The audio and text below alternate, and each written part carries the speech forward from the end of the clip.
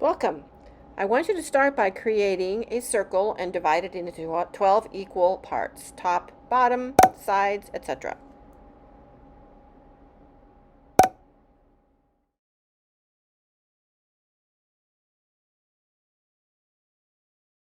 Next, we add a smaller circle on the inside, which will be 3 inches.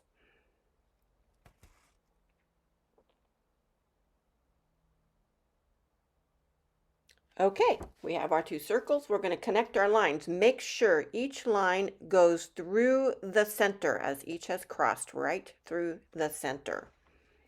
Okay, this is all done with Prismacolor Premier pencils. I will be writing for you the colors of each pencil as we move along. So just follow closely. They will also be at the bottom of your screen. First, we're choosing our 3 primary colors. The first color you're going to be choosing is crimson red, and I'm marking that in the square. Then I want to come down and add canary yellow. And next we move to true blue. Each one should have 3 spaces between each color that will be empty. These are primary. I'm drawing primary on the title so that you'll remember them. It's for your sake. Okay, color them in, each one as smoothly as possible. Miss no spaces. Go one way the first time and then cross over going the other direction. You will be doing this with all 3 of your primary colors, trying to make it nice and solid. The reason for going 2 different directions is that you want to make sure that every little hole is covered. We will go over all 3 of these with our OMS, or odorless mineral spirits, which I'm doing now. Make sure your brush is clean. Wipe it off so there's only nothing hardly on the brush. As you can see, it went down a little bit too dark. It will dry. I'm not going to cry over it. But you're going to cover each and every portion of your colored pencil.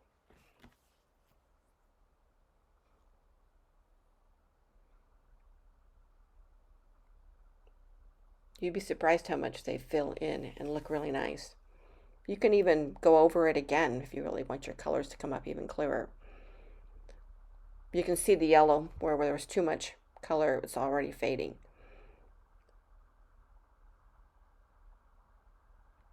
Next, we're going to be picking up the secondary colors, and those happen when we combine our 2 primary colors. So if you combine red and yellow, you're going to end up with your orange, and the colored pencil you will use is actually called orange.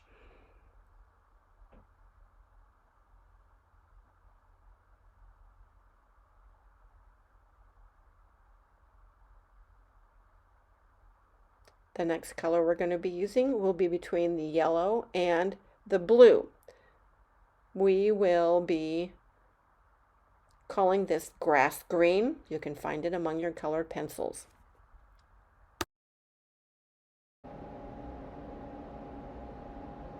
Okay, we will continue on.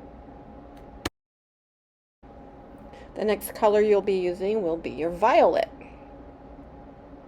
Follow the same procedure for this square also.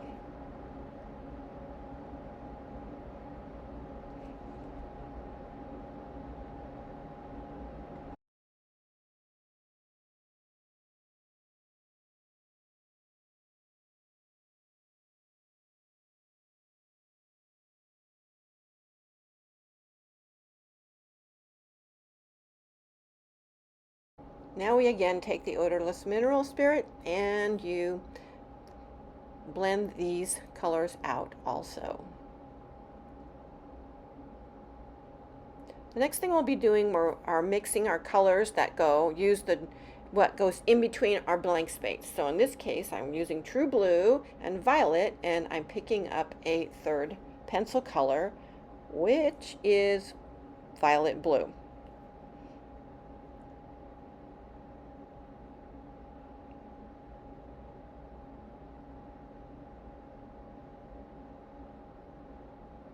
Moving over to the next square, which is red and violet, we're going to pull up Mulberry.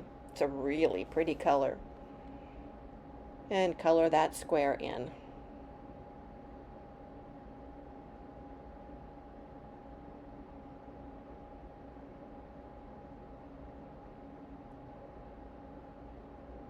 I know this is in fast speed and it looks like I'm coloring really fast, but I am not.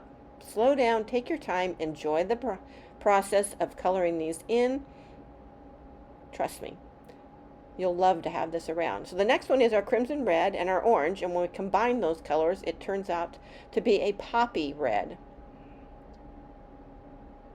If you use these colors with your Prismacolor pencils, you'll find that they are the same colors, that if you took out your red, crimson red color pencil and then colored over the top of it with the orange and then blended with the odorless mineral spirits, it would still come out to be this exact color of poppy red. I just gave you a shortcut. The next color is Spanish orange, and that's what you end up when you combine orange and canary yellow. Excuse all the shaking on the table. My drawing table shakes when I draw across it for some reason. I haven't figured out a way to fix that, but I will. Chartreuse. I had to look this color up because I did not know how to spell it. It was really a tough one to find. I don't know, what is Chartreuse French? I'm not sure. Okay, last one is our grass green and our true blue, which I use dark green for that.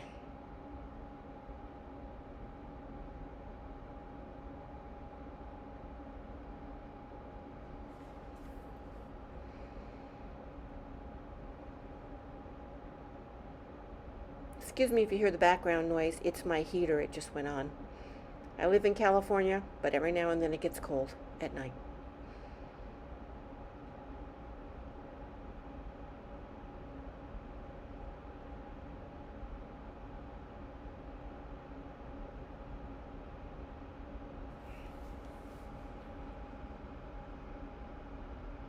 Not sure what to talk about. During this portion, it takes a while to get all these in. As we move around, remember to wipe off most of your OMS while you're about to paint, because if you get too much on there, you see what happened with my yellow when I got a big wet spot in the corner. But if you look at the yellow now, it no longer has that spot. So it does evaporate eventually. But it also can go through your paper to the other side, you know, all kinds of crazy things. It can spread out into the area where you don't want it either. So I can see right there, look, I did it again on the Spanish orange. I dipped it in and I did not wipe it off like that on the side. So give it a good wipe on the side, or even with the Chartreuse, I didn't quite wipe it off enough. Seems to happen more with the lighter colors. Okay, well that completed that part. Now we're going to move into mixing more of these colors. Now, you have to follow the directions very carefully as we move through this. I can't believe how many times I got confused and started to put the wrong color in the wrong place. We'll be working with the colors that are complementary, which means they're directly across from each other.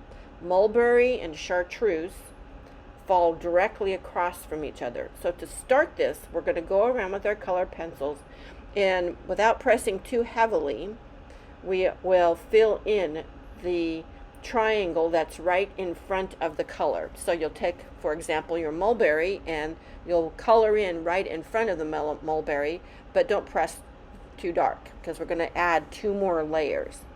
So I started here with my blue. Then I'm going to go around the circle to dark green, just lightly going over it. Then the orange and the poppy red. You see these are straight across from each other. Now I went to the grass green, followed with crimson red, Chartreuse and mulberry, canary yellow and violet, and Spanish orange and violet. Now I have this sped up for the sake of being able to get this onto my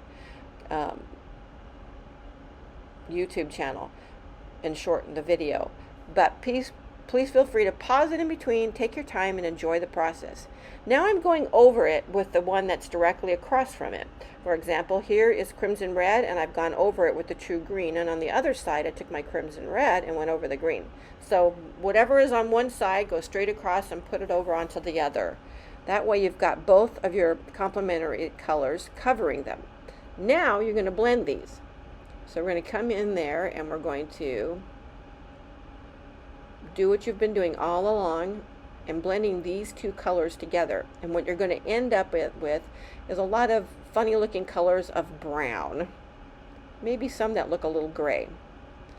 So I sped this all up for convenience sake and been able to make this video short. Now I'm going back over the top of them with the original color. So where here's Spanish orange, I put Spanish orange, yellow, canary yellow, now chartreuse, now green, so that I went all the way around, trying to color over the top of these to make one more layer of thickness. And again, I will go over it with my OMS. Now you should get some pretty good solid colors. And look at how these colors have changed into these finalized browns, kinds of greens. Each one of these is the shadow color when you're using or drawing, like for example, when you're drawing with an apple with red, you would, to do its shadow, instead of picking up a black or a gray, you'd come in with your crimson red and then over the top of it do your grass green and then go maybe back over it and do crimson red again, and then you'd blend it with your odorless mineral spirits. And it's the perfect color for the shadow that falls underneath that red.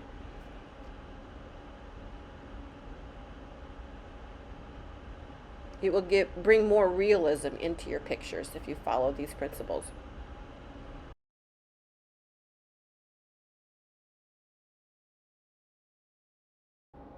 Thanks for joining me today. I enjoy this time together. Subscribe if you have a chance. Thank you.